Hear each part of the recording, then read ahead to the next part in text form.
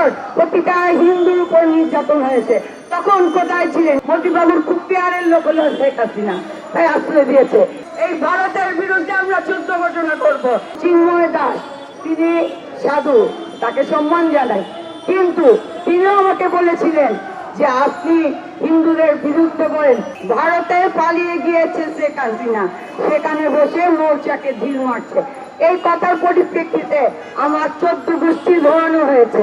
উপরন্ত কিছু কুলাঙ্গার আমাকে মেরে ফেলার হুমকি দিয়েছে।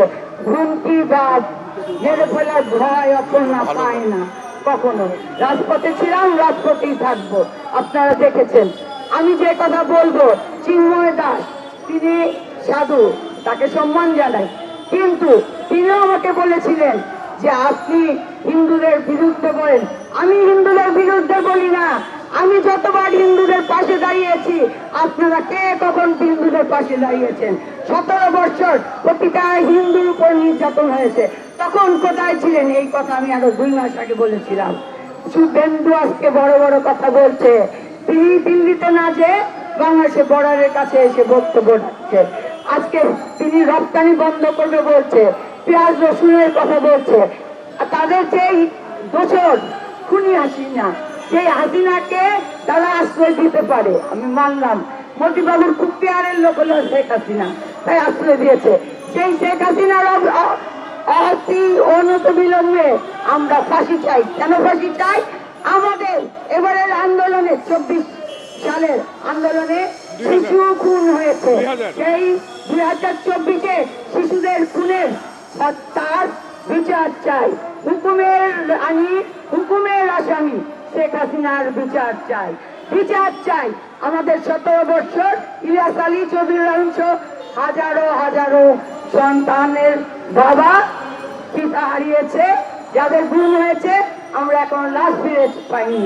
তাই শেখ হাসিনার বিচার চাই। ডিজাইন, এলিগেন্স, বিউটি, সেরা পণ্য সবার জন্য জেভিকো।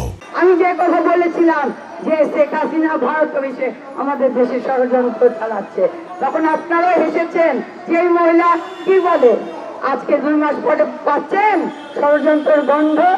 যেই মোদিবাবু এত বড় বড় কথা বলেন, সেই মোদিবাবু ব্যর্থ হয়েছেন কূটনীতিবিদদের নিরাপত্তা দিতে।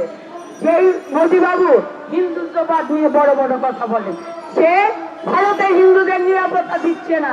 আপনি আর দেখেন তথাগত রায়ের বক্তব্য শুনেন, মোদিবাবু শুভেন্দুরা কি করছে? তারা তাদের ভারতটাকেই লুটে ফুটে খাচ্ছে। যেভাবে 17 বছর শেখ হাসিনাকে দিয়ে আমাদের বাংলাদেশ থেকে লুটে খেয়েছে, এখন লুটের বাধা পড়েছে বিদায় এখন ডক্টর ইউনূস সহ আমাদের সকল সরকারি উপদেষ্টাদের বিরুদ্ধে লেগেছে। আমাদের সরকারি উপদেষ্টার কাজ কি ছিল? অন্তর্বর্তী সরকারের কাজ, তারা প্রশাসনকে সংস্কার করে অন্তর্বর্তীকালীন একটি সরকারের মাধ্যমে সুষ্ঠু নির্বাচন নেবে, যেখানে আমাদের গণতন্ত্র ফিরে পাবো, যেখানে আমাদের ভোটের অধিকার ফিরে পাবো, যেখানে আমাদের ভাতের অধিকার ফিরে পাবো। সেটাই হলো তাদের দায়িত্ব। তাদের দায়িত্ব এই 8 দফা নিয়ে নয়। তারপরে কিন্তু 8 দফা যদি যৌক্তিক হয়, তার পাশে আমরা সবে আছি, এই কথা কিন্তু বলা হয়েছে। তারপরে বারবার শাহবাগে আপনারা আন্দোলন চালিয়ে আমাদের হিন্দুদের শান্তিতে থাকতে দিচ্ছেন না। আমি এই কারণে বলছি, সংখ্যালঘু কথাটা আমি ঘৃণা করি। আমি বারবার আপনাদের বলেছি, আমি সংখ্যালঘু নই, আমি বাংলাদেশি। আমি একজন বাংলাদেশি হিসাবে বলছি, আমার বাংলাদেশের যেখানে যেখানে আপনারা আঘাত করবেন, সেখানে থেকেই আমরা যুদ্ধ ঘোষণা করবো। একবার 71-এ যুদ্ধ ঘোষণা করেছিল শহীদ রাষ্ট্রপতি জিয়াউর রহমান, আমরা সে তারপরে একটি বাংলাদেশ পেয়েছি। আবার 2024 সালে আমাদের সন্তানরা যুদ্ধ করে আরেকটি বাংলাদেশ দিয়েছে আমাদের। এখনো দিন আপনারা আঘাত করেন, এই ভারতের বিরুদ্ধে আমরা যুদ্ধ ঘোষণা করব এই প্রেস ক্লাব থেকে।